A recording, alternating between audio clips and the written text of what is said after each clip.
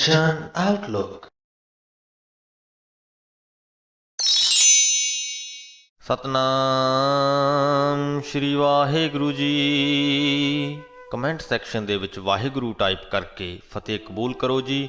ਵਾਹਿਗੁਰੂ ਜੀ ਕਾ ਖਾਲਸਾ, ਵਾਹਿਗੁਰੂ ਜੀ ਕੀ ਫਤਿਹ। ਤੁਸੀਂ ਆਪਣੇ ਸੁਝਾਅ ਅਤੇ ਸਵਾਲ ਵੀ ਕਮੈਂਟ ਕਰ ਸਕਦੇ ਹੋ। ਤੁਹਾਡੇ ਸੁਝਾਵਾਂ ਦੇ ਉੱਤੇ ਕੰਮ ਕਰਨ ਦੀ ਅਤੇ ਤੁਹਾਡੇ ਸਵਾਲਾਂ ਦੇ ਛੇਤੀ ਤੋਂ ਛੇਤੀ ਜਵਾਬ ਦੇਣ ਦੀ ਪੂਰੀ ਕੋਸ਼ਿਸ਼ ਕੀਤੀ ਜਾਏਗੀ। ਸ਼੍ਰੀ ਗੁਰੂ ਗ੍ਰੰਥ ਸਾਹਿਬ ਜੀ ਦੇ 139ਵੇਂ ਅੰਗ ਦੀ ਵਿਆਖਿਆ ਸ਼ੁਰੂ ਕਰਦੇ ਹਾਂ ਜੀ। ਸ਼ਲੋਕ ਮਹਿਲਾ ਦੂਜਾ। ਅੱਖੀਂ ਵਾਜੋ ਵੇਖਣਾ ਬਿਨ ਕੰਨਾਂ ਸੁਣਨਾ, ਪੈਰਾਂ ਵਾਜੋਂ ਚੱਲਣਾ ਬਿਨ ਹੱਥਾਂ ਕਰਨਾ, ਜੀਭੈ ਵਾਜੋਂ ਬੋਲਣਾ ਇਉਂ ਜੀਵਤ ਮਰਨਾ, ਨਾਨਕ ਹੁਕਮ ਪਛਾਣ ਕੈ ਤਉ ਖਸਮੈ ਮਿਲਣਾ। ਇੱਥੇ ਗੁਰੂ ਅੰਗਦ ਦੇਵ ਜੀ ਕਹਿੰਦੇ ਕਿ ਜੇਕਰ ਅਸੀਂ ਆਪਣੀਆਂ ਅੱਖਾਂ ਤੋਂ ਬਿਨਾਂ ਵੇਖਣਾ ਸਿੱਖ ਲਈਏ, ਕੰਨਾਂ ਤੋਂ ਬਿਨਾਂ ਸੁਣਨਾ ਸਿੱਖ ਲਈਏ, ਪੈਰਾਂ ਤੋਂ ਬਿਨਾਂ ਤੁਰਨਾ ਸਿੱਖ ਲਈਏ ਤੇ ਹੱਥਾਂ ਤੋਂ ਬਿਨਾਂ ਕੰਮ ਕਰਨਾ ਸਿੱਖ ਲਈਏ, ਜੀਭ ਤੋਂ ਬਿਨਾਂ ਬੋਲਣਾ ਸਿੱਖ ਲਈਏ ਤਾਂ ਇਸ ਤਰ੍ਹਾਂ ਅਸੀਂ ਜਿਉਂਦੇ ਜੀ ਹੀ ਮਰ ਜਾਂਦੇ ਹਾਂ। ਹੁਣ ਇਹਨਾਂ ਗੱਲਾਂ ਦੇ ਪਿੱਛੇ ਡੂੰਘੇ ਅਰਥ ਨੇ। ਸਰੀਰਕ ਤੌਰ ਤੇ ਅਸੀਂ ਅੱਖਾਂ ਤੋਂ ਬਿਨਾਂ ਵੇਖ ਨਹੀਂ ਸਕਦੇ, ਪਰ ਅੱਖਾਂ ਤੋਂ ਬਿਨਾਂ ਵੇਖਣ ਦਾ ਜੋ ਭਾਵ ਹੈ ਉਹ ਇਹ ਹੈ ਕਿ ਅਸੀਂ ਪਰਾਇਆ ਨਹੀਂ ਤੱਕਣਾ। ਪਰਾਇਆ ਧਨ, ਪਰਾਇਆ ਰੂਪ ਤੱਕਣ ਵੱਲੋਂ ਆਪਣੀਆਂ ਅੱਖਾਂ ਨੂੰ ਵਰਜ ਕੇ ਰੱਖਣਾ ਹੈ। ਪਰਾਈ ਨਿੰਦਿਆ ਕਰਨ ਵੱਲੋਂ ਆਪਣੇ ਕੰਨਾਂ ਨੂੰ ਵਰਜ ਕੇ ਰੱਖਣਾ ਹੈ। ਕੰਨਾਂ ਤੋਂ ਬਿਨਾਂ ਸੁਣਨਾ ਉਹ ਹੈ।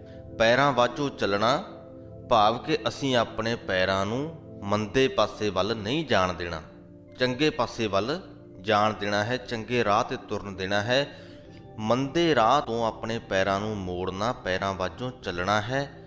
ਮੰਦੇ ਕਾਰਜ ਕਰਨ ਵੱਲੋਂ ਆਪਣੇ ਹੱਥਾਂ ਨੂੰ ਮੋੜਨਾ, ਬਿਨ ਹੱਥ ਕਰਨਾ ਹੈ। ਕਿਸੇ ਦੀ ਨਿੰਦਿਆ ਕਰਨ ਪੱਖੋਂ ਆਪਣੀ ਜੀਭ ਨੂੰ ਰੋਕਣਾ, ਜੀਭੈ ਵਾਜੋਂ ਬੋਲਣਾ ਹੈ ਤੇ ਇਉਂ ਜੀਵਤ ਮਰਨਾ ਭਾਵ ਕਿ ਇਸ ਤਰ੍ਹਾਂ ਜੋ ਇਨਸਾਨ ਹੈ ਉਹ ਦੁਨਿਆਵੀ ਝਮੇਲਿਆਂ ਤੋਂ ਬਚ ਜਾਂਦਾ ਹੈ। ਉਹ ਜਿਉਂਦੇ ਜੀ ਹੀ ਇਸ ਸੰਸਾਰ ਪੱਖੋਂ ਮਰ ਜਾਂਦਾ ਹੈ। ਉਹਨੂੰ ਛੋਟੀਆਂ-ਛੋਟੀਆਂ ਗੱਲਾਂ ਨਾਲ ਫਰਕ ਪੈਣਾ ਹਟ ਜਾਂਦਾ ਹੈ। ਉਹਨੂੰ ਫਰਕ ਨਹੀਂ ਪੈਂਦਾ ਕਿ ਕੋਈ ਪਰਾਇਆ ਧਨ ਉਹਦੇ ਸਾਹਮਣੇ ਪਿਆ ਹੈ। ਉਹਨੇ ਆਪਣੀਆਂ ਅੱਖਾਂ ਨੂੰ ਸਮਝਾਇਆ ਹੋਇਆ ਹੈ, ਉਹ ਉਹਦੇ ਵੱਲ ਨਹੀਂ ਤੱਕੇਗਾ। ਉਹਨੂੰ ਫਰਕ ਨਹੀਂ ਪੈਂਦਾ ਕਿ ਕੋਈ ਉਹਦੇ ਸਾਹਮਣੇ ਕਿਸੇ ਦੀ ਨਿੰਦਿਆ ਕਰ ਰਿਹਾ ਹੈ, ਉਹ ਆਪਣੇ ਕੰਨਾਂ ਨੂੰ ਬੰਦ ਕਰ ਲਏਗਾ, ਉਹ ਬਿਨਾਂ ਕੰਨਾਂ ਤੋਂ ਸੁਣੇਗਾ। ਤੇ ਇਸੇ ਤਰ੍ਹਾਂ ਹੀ ਇਹ ਗੱਲ ਸਾਡੇ ਪੈਰਾਂ, ਹੱਥਾਂ ਤੇ ਜੀਭ ਤੇ ਵੀ ਲਾਗੂ ਹੁੰਦੀ ਹੈ। ਨਾਨਕ ਹੁਕਮ ਪਛਾਣ ਕੈ ਤਉ ਖਸਮੈ ਮਿਲਣਾ। ਕਹਿੰਦੇ ਜੇਕਰ ਅਸੀਂ ਉਸ ਖਸਮ ਪਰਮਾਤਮਾ ਦਾ ਹੁਕਮ ਪਛਾਣ ਲਈਏ ਤਾਂ ਹੀ ਉਸ ਨੂੰ ਮਿਲ ਸਕੀਦਾ ਹੈ। ਹੁਣ ਇੱਥੇ ਇਹਨਾਂ ਇੰਦਰੀਆਂ ਦੇ ਸੰਦਰਭ ਦੇ ਵਿੱਚ ਜੇ ਅਸੀਂ ਗੱਲ ਕਰੀਏ ਤਾਂ ਉਸ ਹੁਕਮ ਨੂੰ ਪਛਾਣਨਾ ਹੈ ਕਿ ਉਸ ਪਰਮਾਤਮਾ ਨੇ ਸਾਨੂੰ ਇਹ ਇੰਦਰੀਆਂ ਕਾਹਦੇ ਲਈ ਦਿੱਤੀਆਂ ਨੇ। ਸਾਨੂੰ ਅੱਖਾਂ, ਹੱਥ, ਕੰਨ, ਪੈਰ, ਜੀਭ ਇਹ ਕਿਉਂ ਦਿੱਤੀ ਗਈ ਹੈ। ਉਸ ਹੁਕਮ ਨੂੰ ਪਛਾਣ ਕੇ ਉਸ ਹੁਕਮ ਦੇ ਅਨੁਸਾਰ ਅਸੀਂ ਇਹਨਾਂ ਇੰਦਰੀਆਂ ਨੂੰ ਵਰਤੀਏ ਤਾਂ ਅਸੀਂ ਉਸ ਪਰਮਾਤਮਾ ਦੇ ਨਾਲ ਮਿਲਾਪ ਹਾਸਲ ਕਰ ਸਕਦੇ ਹਾਂ। ਮਹਿਲਾ ਦੂਜਾ। ਦਿਸੈ ਸੁਣੀਐ ਜਾਣੀਐ ਸੌ ਨਾ ਪਾਇਆ ਜਾਏ, ਰੋਹਲਾ ਟੁੰਡਾ ਅੰਧਲਾ ਕਿਉਂ ਗਲ ਲੱਗੈ ਧਾਏ। ਕਹਿੰਦੇ ਪਰਮਾਤਮਾ ਸਾਨੂੰ ਕੁਦਰਤ ਦੇ ਵਿੱਚ ਵਸਦਾ ਹੋਇਆ ਦਿਖ ਵੀ ਰਿਹਾ ਹੈ, ਸੁਣ ਵੀ ਰਿਹਾ ਹੈ। ਜਿਸ ਤਰ੍ਹਾਂ ਦੇ ਕੰਮ ਪਰਮਾਤਮਾ ਕਰ ਰਿਹਾ ਹੈ ਉਹਦੀ ਮੌਜੂਦਗੀ ਦਾ ਅਹਿਸਾਸ ਵੀ ਸਾਨੂੰ ਹੁੰਦਾ ਹੈ। ਅਸੀਂ ਦੇਖਦੇ ਵੀ ਹਾਂ, ਸੁਣਦੇ ਵੀ ਹਾਂ, ਜਾਣਦੇ ਵੀ ਹਾਂ, ਪਰ ਸੌ ਨਾ ਪਾਇਆ ਜਾਏ। ਸੌ ਭਾਵ ਸਵਾਦ, ਆਨੰਦ, ਪਰ ਕਹਿੰਦੇ ਫਿਰ ਵੀ ਅਸੀਂ ਉਹਦੇ ਨਾਲ ਮਿਲਾਪ ਦਾ ਸਵਾਦ ਹਾਸਲ ਨਹੀਂ ਕਰ ਪਾਉਂਦੇ। ਕਿਉਂ? ਕਿਉਂਕਿ ਰੋਹਲਾ ਟੁੰਡਾ ਅੰਧਲਾ ਕਿਉਂ ਗਲ ਲੱਗਾ ਧਾਏ। ਕਿਉਂਕਿ ਜੋ ਮਨੁੱਖ ਹੈ ਉਸ ਕੋਲ ਉਸ ਪਰਮਾਤਮਾ ਨੂੰ ਮਿਲਣ ਦੇ ਲਈ ਨਾ ਤਾਂ ਹੱਥ ਪੈਰ ਨੇ, ਲੂਲਾ ਹੈ, ਟੁੰਡਾ ਵੀ ਹੈ, ਹੱਥ ਵੀ ਨਹੀਂ ਹਨ, ਪੈਰ ਵੀ ਨਹੀਂ ਹਨ, ਅੰਧਲਾ ਵੀ ਹੈ, ਅੱਖਾਂ ਵੀ ਨਹੀਂ ਹਨ, ਤਾਂ ਕਿਸ ਤਰ੍ਹਾਂ ਭੱਜ ਕੇ ਜਾ ਕੇ ਉਹ ਪਰਮਾਤਮਾ ਨੂੰ ਗਲੇ ਲਗਾ ਲਵੇ। ਹੁਣ ਇਹ ਹੱਥ, ਪੈਰ ਤੇ ਅੱਖਾਂ ਕਿਉਂ ਨਹੀਂ ਨੇ? ਕਿਉਂਕਿ ਅਸੀਂ ਉਸ ਪਰਮਾਤਮਾ ਦੇ ਹੁਕਮ ਨੂੰ ਪਛਾਣ ਕੇ ਇਹਨਾਂ ਇੰਦਰੀਆਂ ਨੂੰ ਉਸ ਹੁਕਮ ਦੇ ਅਨੁਸਾਰ ਨਹੀਂ ਵਰਤ ਰਹੇ। ਜੇਕਰ ਤੁਸੀਂ ਵਰਤ ਰਹੇ ਹੋ ਤਾਂ ਤੁਸੀਂ ਉਸ ਪਰਮਾਤਮਾ ਦੇ ਨਾਲ ਮਿਲਾਪ ਦਾ ਸਵਾਦ ਵੀ ਹਾਸਲ ਕਰੋਗੇ, ਪਰ ਜੇਕਰ ਤੁਸੀਂ ਇਹਨਾਂ ਇੰਦਰੀਆਂ ਨੂੰ ਉਸ ਪਰਮਾਤਮਾ ਦੇ ਹੁਕਮ ਤੋਂ ਬਾਹਰ ਹੋ ਕੇ ਵਰਤਣਾ ਸਿੱਖ ਲਿਆ ਹੈ ਜਾਂ ਵਰਤਣਾ ਚਾਹ ਰਹੇ ਹੋ ਤਾਂ ਫਿਰ ਤੁਸੀਂ ਪਰਮਾਤਮਾ ਨੂੰ ਸਿਰਫ ਦੇਖ ਸੁਣ ਜਾਣ ਸਕਦੇ ਹੋ, ਉਹਦੇ ਨਾਲ ਮਿਲਾਪ ਦਾ ਆਨੰਦ ਹਾਸਲ ਨਹੀਂ ਕਰ ਪਾਉਂਦੇ। ਭੈ ਕੈ ਚਰਨ ਕਰ ਭਾਵ ਕੇ ਲੋਇਨ ਸੁਰਤ ਕਰੇ। ਪਰ ਕਹਿੰਦੇ ਕਿ ਜੇਕਰ ਕੋਈ ਜੀਵ ਪ੍ਰਮਾਤਮਾ ਦੇ ਡਰ ਵਿੱਚ ਤੁਰਨ ਨੂੰ ਆਪਣੇ ਪੈਰ ਬਣਾਏ, ਭਾਵ ਕਿ ਉਸ ਪ੍ਰਮਾਤਮਾ ਦੇ ਡਰ ਅਦਬ ਦੇ ਵਿੱਚ ਰਹੇ, ਪਿਆਰ ਦੇ ਹੱਥ ਬਣਾਏ, ਪ੍ਰਮਾਤਮਾ ਦੀ ਯਾਦ ਦੇ ਵਿੱਚ ਜੁੜਨ ਨੂੰ ਆਪਣੀਆਂ ਅੱਖਾਂ ਬਣਾਏ, ਤਾਂ ਨਾਨਕ ਆਖਦਾ ਹੈ ਕਿ ਨਾਨਕ ਕਹੈ ਸਿਆਣੀਏ ਇਵ ਕੰਤ ਮਿਲਾਵਾ ਹੋਏ। ਇੱਥੇ ਫਿਰ ਤੋਂ ਜੀਵ ਇਸਤਰੀ ਦੀ ਉਦਾਹਰਣ ਲਈ ਗਈ ਹੈ ਕਿ ਨਾਨਕ ਆਖਦਾ ਹੈ ਕਿ ਹੇ ਸਿਆਣੀਏ, ਇਸ ਤਰ੍ਹਾਂ ਖਸਮ ਪ੍ਰਭੂ ਦੇ ਨਾਲ ਮਿਲਾਪ ਹੁੰਦਾ ਹੈ। ਪੌੜੀ। ਸਦਾ ਸਦਾ ਤੂੰ ਏਕ ਹੈ, ਤੁਧ ਦੂਜਾ ਖੇਲ ਰਚਾਇਆ, ਹਉਮੈ ਗਰਭ ਉਪਾਏ ਕੈ ਲੋਭ ਅੰਤਰ ਜਨਤਾ ਪਾਇਆ। ਕਹਿੰਦੇ ਵੈਸੇ ਤਾਂ ਯੁਗਾਂ ਯੁਗਾਂ ਤੋਂ ਤੂੰ ਆਪ ਹੀ ਇੱਕੋ ਇੱਕ ਹੈ, ਤੂੰ ਹੀ ਅਟਲ ਹੈ, ਪਰ ਤੁਧ ਦੂਜਾ ਖੇਲ ਰਚਾਇਆ, ਪਰ ਤੂੰ ਇਹ ਸੰਸਾਰ ਰੂਪੀ ਦੂਜਾ ਖੇਲ ਤਮਾਸ਼ਾ ਵੀ ਰਚਿਆ ਹੈ। ਹਉਮੈ ਗਰਭ ਉਪਾਏ ਕੈ ਲੋਭ ਅੰਤਰ ਜਨਤਾ ਪਾਇਆ। ਤੂੰ ਆਪ ਹੀ ਜੀਵਾਂ ਦੇ ਅੰਦਰ ਹਉਮੈ ਹੰਕਾਰ ਪੈਦਾ ਕੀਤਾ ਹੈ, ਇਸ ਤਰ੍ਹਾਂ ਕਰਕੇ ਤੂੰ ਆਪ ਹੀ ਉਹਨਾਂ ਦੇ ਅੰਦਰ ਲੋਭ ਵੀ ਪਾ ਦਿੱਤਾ ਹੈ। ਜਿਉ ਭਾਵੈ ਤਿਉ ਰੱਖ ਤੂੰ, ਸਭ ਕਰੇ ਤੇਰਾ ਕਰਾਇਆ। ਜੋ ਜੀਵ ਨੇ ਤੇਰੇ ਹੀ ਪ੍ਰੇਰੇ ਹੋਏ ਕਾਰਜ ਕਰਦੇ ਹਨ, ਉਹ ਜੋ ਵੀ ਕਰਦੇ ਹਨ ਤੇਰੇ ਹੁਕਮ ਦੇ ਅਨੁਸਾਰ ਹੀ ਕਰਦੇ ਹਨ। ਜੇ ਉਹ ਕੋਈ ਮਾੜੇ ਕਾਰਜ ਕਰਦੇ ਨੇ, ਉਹ ਵੀ ਤੇਰਾ ਹੁਕਮ ਹੈ। ਇਸ ਲਈ ਜਿਉ ਭਾਵੈ ਤਿਉ ਰੱਖ ਤੂੰ, ਕਿ ਜਿਵੇਂ ਤੈਨੂੰ ਚੰਗਾ ਲੱਗੇ ਤੂੰ ਉਸੇ ਤਰ੍ਹਾਂ ਹੀ ਇਹਨਾਂ ਜੀਵਾਂ ਦੀ ਰੱਖਿਆ ਕਰ। ਇਕ ਨਾ ਬਖਸ਼ੈ ਮੇਲ ਲਹਿ, ਗੁਰਮਤੀ ਤੁਦੈ ਲਾਇਆ, ਇੱਕ ਖੜੇ ਕਰੇ ਤੇਰੀ ਚਾਕਰੀ, ਬਿਨ ਨਾਵੈ ਹੋਰ ਨਾ ਭਾਇਆ। ਕਹਿੰਦੇ ਕਈ ਜੀਵਾਂ ਦੇ ਉੱਤੇ ਤੂੰ ਬਖਸ਼ਿਸ਼ ਕਰਦਾ ਹੈ, ਇੱਕ ਨਾ ਬਖਸ਼ੈ ਮੇਲ ਲਹਿ, ਤੇ ਬਖਸ਼ਿਸ਼ ਕਰਕੇ ਤੂੰ ਉਹਨਾਂ ਨੂੰ ਆਪਣੇ ਚਰਨਾਂ ਦੇ ਨਾਲ ਜੋੜ ਲੈਂਦਾ ਹੈ। ਗੁਰਮਤੀ ਤੁਦੈ ਲਾਇਆ, ਕਿ ਤੇਰੇ ਹੀ ਲਾਏ ਹੋਏ ਉਹ ਗੁਰੂ ਦੀ ਸਿੱਖਿਆ ਦੇ ਵਿੱਚ ਲੱਗੇ ਹੋਏ ਨੇ। ਇੱਕ ਖੜੇ ਕਰੈ ਤੇਰੀ ਚਾਕਰੀ, ਤੇ ਐਸੇ ਜੋ ਜੀਵ ਨੇ ਜਿਹੜੇ ਗੁਰੂ ਦੀ ਸਿੱਖਿਆ ਦੇ ਵਿੱਚ ਲੱਗੇ ਨੇ, ਉਹ ਸੁਚੇਤ ਹੋ ਕੇ ਤੇਰੀ ਬੰਦਗੀ ਕਰ ਰਹੇ ਨੇ। ਬਿਨ ਨਾਮੈ ਹੋਰ ਨਾ ਭਾਇਆ, ਤੇ ਉਹਨਾਂ ਨੂੰ ਤੇਰੇ ਨਾਮ ਤੋਂ ਬਿਨਾਂ ਹੋਰ ਕੁਝ ਵੀ ਚੀਜ਼ ਭਾਉਂਦੀ ਨਹੀਂ, ਹੋਰ ਕੁਝ ਵੀ ਚੰਗਾ ਨਹੀਂ ਲੱਗਦਾ। ਹੋਰ ਕਾਰ ਬੇਕਾਰ ਹੈ, ਇੱਕ ਸੱਚੀ ਕਾਰੈ ਲਾਇਆ। ਤੇ ਅਜਿਹੇ ਬੰਦੇ, ਅਜਿਹੇ ਮਨੁੱਖ ਜਿਹੜੇ ਤੇਰੀ ਚਾਕਰੀ ਦੇ ਵਿੱਚ ਲੱਗੇ ਹੋਏ ਨੇ, ਜਿਹੜੇ ਤੇਰੀ ਸੇਵਾ ਦੇ ਵਿੱਚ ਲੱਗੇ ਹੋਏ ਨੇ, ਜਿਨ੍ਹਾਂ ਨੂੰ ਤੇਰੇ ਨਾਮ ਤੋਂ ਬਿਨਾਂ ਹੋਰ ਕੁਝ ਚੰਗਾ ਨਹੀਂ ਲੱਗਦਾ, ਉਹਨਾਂ ਲਈ ਬਾਕੀ ਦੇ ਸਾਰੇ ਕਾਰਜ ਬੇਕਾਰ ਹੋ ਜਾਂਦੇ ਨੇ। ਉਹਨਾਂ ਦਾ ਮਨ ਜੋ ਹੈ ਤੇਰੀ ਸੱਚੀ ਕਾਰ ਦੇ ਵਿੱਚ ਲੱਗਿਆ ਹੋਇਆ ਹੈ। ਉਹਨਾਂ ਦੇ ਲਈ ਤੇਰਾ ਨਾਮ ਜਪਣਾ ਇੱਕ ਅਜਿਹੀ ਕਾਰ ਹੈ, ਅਜਿਹਾ ਕਾਰਜ ਹੈ ਜਿਸ ਨੂੰ ਛੱਡ ਕੇ ਉਹ ਹੋਰ ਕੋਈ ਵੀ ਕਾਰਜ ਕਰਨ ਦੇ ਲਈ ਤਿਆਰ ਨਹੀਂ ਨੇ, ਕਿਉਂਕਿ ਉਹਨਾਂ ਨੂੰ ਹੋਰ ਕਿਸੇ ਕਾਰਜ ਦੇ ਵਿੱਚੋਂ ਉਹ ਆਨੰਦ ਪ੍ਰਾਪਤ ਨਹੀਂ ਹੁੰਦਾ ਜੋ ਤੇਰਾ ਨਾਮ ਜਪਣ ਦੇ ਵਿੱਚ ਹੁੰਦਾ ਹੈ। ਪੁੱਤ ਕਲਤ ਕੁਟੁੰਬ ਹੈ, ਇੱਕ ਅਲਿਪਤ ਰਹੇ, ਜੋ ਤੁਧ ਭਾਇਆ, ਉਹੇ ਅੰਦਰੋਂ ਬਾਹਰੋਂ ਨਿਰਮਲੇ, ਸੱਚੈ ਨਾਏ ਸਮਾਇਆ। ਕਹਿੰਦੇ ਕਿ ਜਿਹੜੇ ਤੈਨੂੰ ਭਾਉਂਦੇ ਹਨ, ਜਿਹੜੇ ਤੈਨੂੰ ਚੰਗੇ ਲੱਗਦੇ ਹਨ, ਭਾਵ ਕਿ ਜਿਹੜੇ ਮਨੁੱਖ ਪਰਮਾਤਮਾ ਨੂੰ ਚੰਗੇ ਲੱਗਦੇ ਹਨ, ਉਹਨਾਂ ਦੇ ਲਈ ਪੁੱਤ ਕਲਤ ਕੁਟੁੰਬ ਹੈ, ਕਿ ਉਹਨਾਂ ਦਾ ਭਾਵੇਂ ਪੁੱਤਰ ਵੀ ਹੈ, ਇਸਤਰੀ ਵੀ ਹੈ, ਪਰਿਵਾਰ ਵੀ ਹੈ, ਇੱਕ ਅਲਿਪਤ ਰਹੇ, ਕਿ ਉਹ ਜੋ ਤੈਨੂੰ ਚੰਗੇ ਲੱਗਦੇ ਹਨ, ਤੇਰੀ ਯਾਦ ਦੇ ਵਿੱਚ ਜੁੜੇ ਹੋਏ ਹਨ, ਉਹਨਾਂ ਦੇ ਲਈ ਉਹਨਾਂ ਦਾ ਪੁੱਤਰ, ਇਸਤਰੀ, ਪਰਿਵਾਰ ਹੁੰਦੇ ਹੋਏ ਵੀ ਉਹ ਇਹਨਾਂ ਤੋਂ ਨਿਰਮੋਹ ਰਹਿੰਦੇ ਹਨ, ਅਲਿਪਤ ਰਹਿੰਦੇ ਹਨ। ਉਹੇ ਅੰਦਰੋਂ ਬਾਹਰੋਂ ਨਿਰਮਲੇ, ਉਹ ਅੰਦਰੋਂ ਬਾਹਰੋਂ ਸੁੱਚੇ ਹਨ। ਸੱਚਾ ਨਾਮ ਸਮਾਇਆ, ਜਿਹੜੇ ਤੇਰੇ ਨਾਮ ਦੀ ਕਾਰ ਦੇ ਵਿੱਚ ਲੱਗੇ ਹੋਏ ਹਨ, ਤੇਰੇ ਨਾਮ ਸਿਮਰਨ ਦੇ ਵਿੱਚ ਜੁੜੇ ਹੋਏ ਹਨ। ਸ਼ਲੋਕ ਮਹਿਲਾ ਪਹਿਲਾ। ਸੋਇਨੈ ਕੈ ਪਰਬਤ ਗੁਫਾ ਕਰੀ, ਕੈ ਪਾਣੀ ਪਿਆਲ, ਕੈ ਵਿੱਚ ਧਰਤੀ, ਕੈ ਆਕਾਸੀ, ਉਰਦ ਰਹਾ ਸਿਰ ਭਾਰ। ਸੋਇਨੈ ਕਾ ਪਰਬਤ ਇੱਥੇ ਸੁਮੇਰ ਪਰਬਤ ਨੂੰ ਕਿਹਾ ਗਿਆ ਹੈ, ਜਿਹਨੂੰ ਕਿ ਮੇਰੂ ਪੀਕ ਵੀ ਕਹਿ ਦਿੰਦੇ ਨੇ। ਇਹ ਹਿਮਾਲਿਆ ਦੀਆਂ ਪਹਾੜੀਆਂ ਦੇ ਵਿੱਚ ਸਥਿਤ ਹੈ। ਤਾਂ ਗੁਰੂ ਜੀ ਕਹਿੰਦੇ ਕਿ ਸੋਇਨੈ ਕੈ ਪਰਬਤ ਗੁਫਾ ਕਰੀ, ਕਿ ਮੈਂ ਚਾਹੇ ਸੋਨੇ ਦੇ ਪਰਬਤ ਯਾਨੀ ਕਿ ਸੁਮੇਰ ਪਰਬਤ ਦੇ ਉੱਤੇ ਗੁਫਾ ਬਣਾ ਲਵਾਂ। ਕੈ ਪਾਣੀ ਪਿਆਲ, ਭਾਵੇਂ ਹੇਠਾਂ ਪਾਣੀ ਵਿੱਚ ਜਾ ਰਹਾ। ਕੈ ਵਿੱਚ ਧਰਤੀ, ਕੈ ਆਕਾਸੀ, ਭਾਵੇਂ ਮੈਂ ਧਰਤੀ ਤੇ ਰਹਾਂ, ਆਕਾਸ਼ 'ਚ ਭਾਵੇਂ ਪੁੱਠਾ ਸਿਰ ਭਾਰ ਖਲੋਤਾ ਰਹਾਂ। ਕੈ ਆਕਾਸੀ ਉਰਦ ਰਹਾ ਸਿਰ ਭਾਰ। ਪੁਰ ਕਰ ਕਾਇਆ ਕੱਪੜ ਪਹਿਰਾ, ਧੋਵਾਂ ਸਦਾ ਕਾਰ। ਭਾਵੇਂ ਮੈਂ ਆਪਣੇ ਸਰੀਰ ਨੂੰ ਪੂਰੀ ਤਰ੍ਹਾਂ ਦੇ ਨਾਲ ਕੱਪੜਿਆਂ ਦੇ ਨਾਲ ਢੱਕ ਲਵਾਂ। ਪੁਰ ਕਰ ਕਾਇਆ ਕੱਪੜ ਪਹਿਰਾ, ਧੋਵਾਂ ਸਦਾ ਕਾਰ, ਤੇ ਸਰੀਰ ਨੂੰ ਮੈਂ ਸਦਾ ਧੋਂਦਾ ਰਵਾਂ। ਬੱਗਾ ਰਤਾ ਪੀਅਲਾ, ਕਾਲਾ ਬੇਦਾ ਕਰੀ ਪੁਕਾਰ। ਤੇ ਭਾਵੇਂ ਮੈਂ ਬੱਗਾ ਭਾਵ ਸਫੇਦ, ਰੱਤਾ ਭਾਵ ਲਾਲ, ਪੀਲਾ ਭਾਵ ਪੀਲਾ ਤੇ ਕਾਲਾ ਭਾਵ ਕਾਲਾ, ਕਿ ਚਿੱਟਾ, ਲਾਲ, ਪੀਲਾ ਜਾਂ ਕਾਲਾ ਕੱਪੜਾ ਪਹਿਨ ਕੇ ਬੇਦਾ ਕਰੀ ਪੁਕਾਰ, ਬੇਦਾਂ ਦਾ ਉਚਾਰਨ ਕਰਦਾ ਫਿਰਾਂ। ਹੋਏ ਕੁਚੀਲ ਰਹਾਂ ਮਲ ਧਾਰੀ, ਦੁਰਮਤ ਮਤ ਵਿਕਾਰ। ਭਾਵੇਂ ਮੈਂ ਸਰੇਵੜਿਆਂ ਵਾਂਗ ਗੰਦਾ ਤੇ ਮੈਲਾ ਰਹਾਂ, ਪਰ ਗੁਰੂ ਜੀ ਕਹਿੰਦੇ ਕਿ ਇਹ ਸਾਰੇ ਹੀ ਕਾਰਜ ਜਿਹੜੇ ਨੇ ਭੈੜੀ ਮਤ ਦੇ ਮੰਦੇ ਕਰਮ ਹਨ।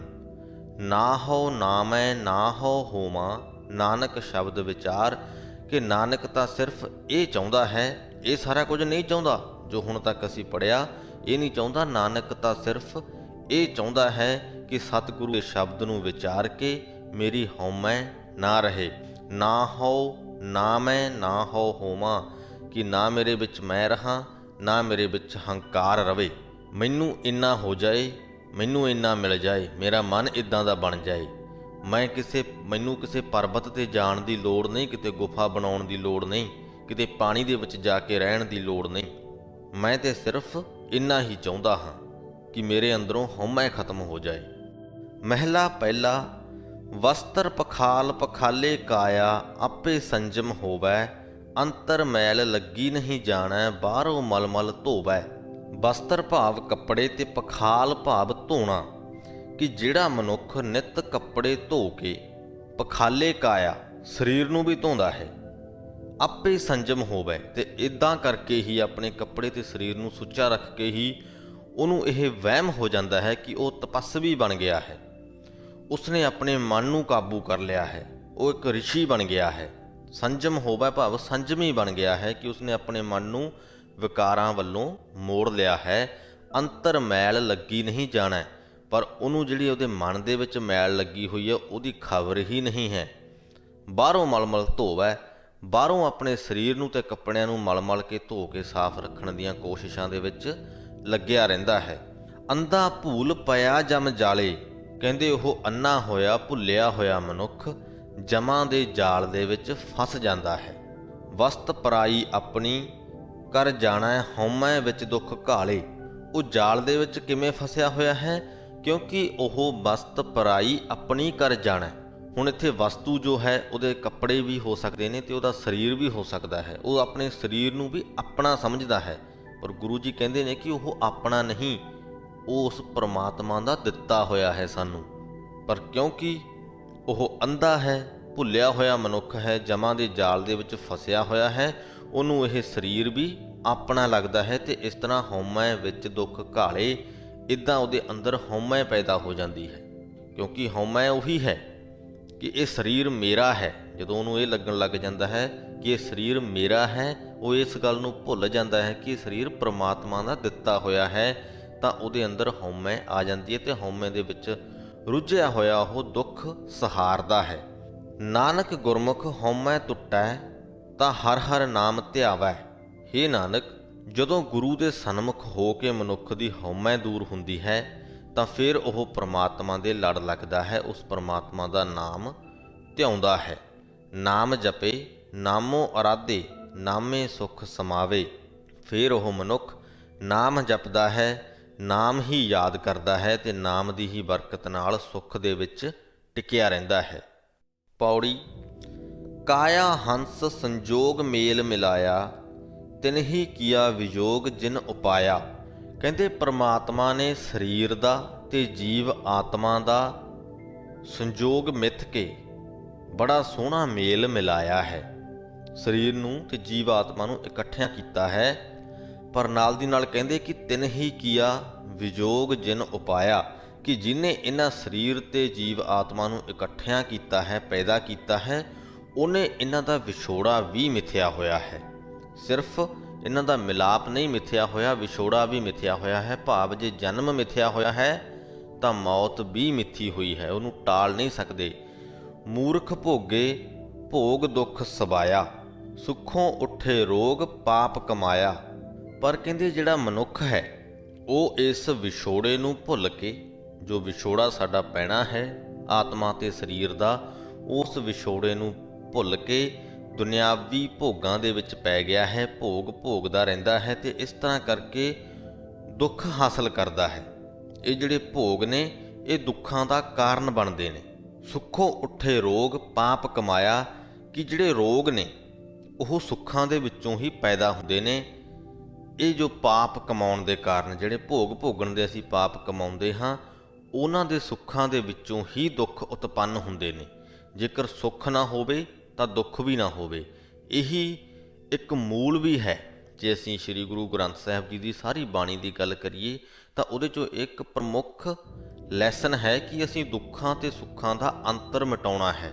ਤੇ ਉਹੀ ਗੱਲ ਗੁਰੂ ਜੀ ਇਹਨਾਂ ਪੰਕਤੀਆਂ ਦੇ ਵਿੱਚ ਕਰ ਰਹੇ ਨੇ ਕਿ ਭੋਗ ਭੋਗ ਕੇ ਜੇਕਰ ਅਸੀਂ ਖੁਸ਼ ਹੁੰਦੇ ਹਾਂ ਤਾਂ ਖੁਸ਼ੀ ਦੇ ਨਾਲ ਚਿੰਤਾ ਵੀ ਆਉਂਦੀ ਹੈ, ਖੁਸ਼ੀ ਦੇ ਨਾਲ ਦੁੱਖ ਵੀ ਆਉਂਦਾ ਹੈ। ਉਹ ਕਿਹੜਾ ਕਿ ਜਦੋਂ ਇਹ ਭੋਗ ਸਾਡੇ ਕੋਲੇ ਨਾ ਹੋਇਆ ਉਦੋਂ ਅਸੀਂ ਕੀ ਕਰਾਂਗੇ, ਇਸ ਗੱਲ ਦੀ ਚਿੰਤਾ। ਤੇ ਉਹ ਅਸੀਂ ਜਦੋਂ ਸੋਚ ਲੈਂਦੇ ਹਾਂ ਕਿ ਜਦੋਂ ਇਹ ਭੋਗ ਨਾ ਹੋਇਆ ਤਾਂ ਅਸੀਂ ਮਹਿਸੂਸ ਕਿੱਦਾਂ ਦਾ ਕਰਾਂਗੇ, ਦੁਖੀ ਮਹਿਸੂਸ ਕਰਾਂਗੇ।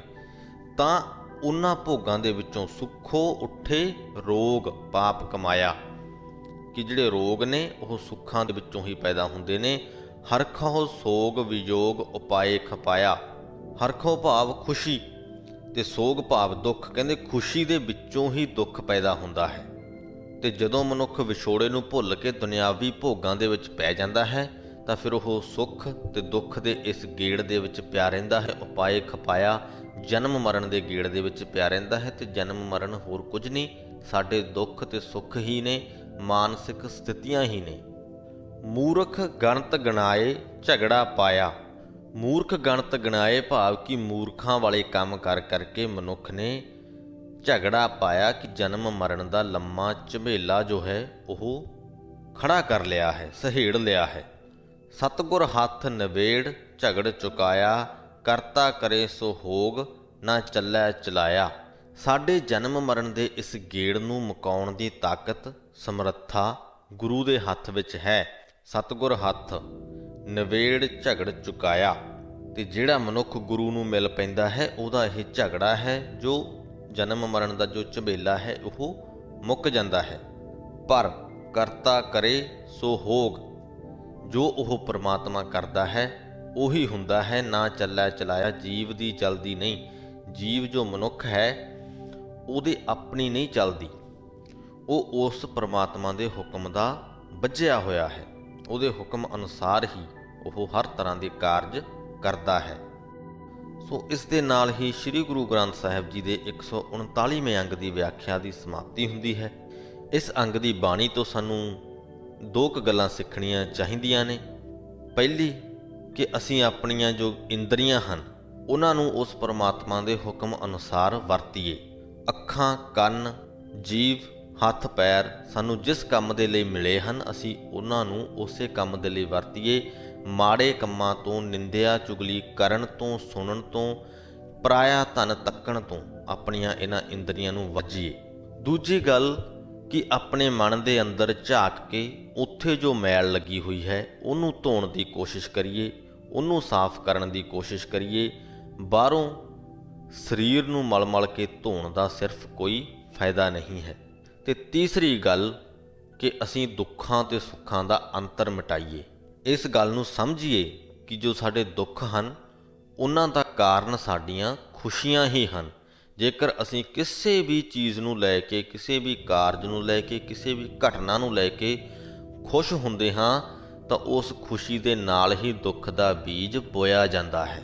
ਮੰਨ ਲਓ ਅੱਜ ਤੁਸੀਂ ਕੋਈ ਚੀਜ਼ ਖਰੀਦੀ ਜਿਹਨੇ ਤੁਹਾਨੂੰ ਖੁਸ਼ੀ ਦਿੱਤੀ, ਪਰ ਉਸ ਖੁਸ਼ੀ ਦੇ ਨਾਲ ਹੀ ਦੁੱਖ ਦਾ ਬੀਜ ਬੋਇਆ ਗਿਆ। ਉਹ ਕਿਵੇਂ ਕਿ ਹੁਣ ਤੁਹਾਨੂੰ ਉਸ ਚੀਜ਼ ਦੀ ਚਿੰਤਾ ਵੀ ਹੈ ਕਿ ਇਹ ਮੇਰੇ ਤੋਂ ਖੁੱਸ ਨਾ ਜਾਵੇ, ਇਹ ਕਿਤੇ ਗਵਾਚ ਨਾ ਜਾਵੇ, ਕਿਤੇ ਚੋਰੀ ਨਾ ਹੋ ਜਾਵੇ, ਕਿਤੇ ਟੁੱਟ ਭੱਜ ਨਾ ਜਾਵੇ।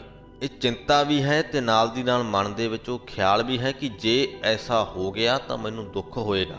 ਤਾਂ ਤੁਸੀਂ ਖੁਦ ਸੋਚੋ ਕਿ ਤੁਹਾਡੀ ਖੁਸ਼ੀ ਨੇ ਦੁੱਖ ਦੇ ਬੀਜ ਨੂੰ ਬੋਇਆ ਕਿ ਨਹੀਂ। ਇਸ ਗੱਲ ਦੇ ਉੱਤੇ ਵਿਚਾਰ ਕਰਿਓ। ਤੇ ਇਸੇ ਹੀ ਸੰਦੇਸ਼ ਦੇ ਨਾਲ ਅਸੀਂ ਅੱਜ ਦੀ ਵੀਡੀਓ ਦੀ ਸਮਾਪਤੀ ਕਰਦੇ ਹਾਂ। ਫਤਿਹ ਕਬੂਲ ਕਰਿਓ ਜੀ। ਵਾਹਿਗੁਰੂ ਜੀ ਕਾ ਖਾਲਸਾ, ਵਾਹਿਗੁਰੂ ਜੀ ਕੀ ਫਤਿਹ।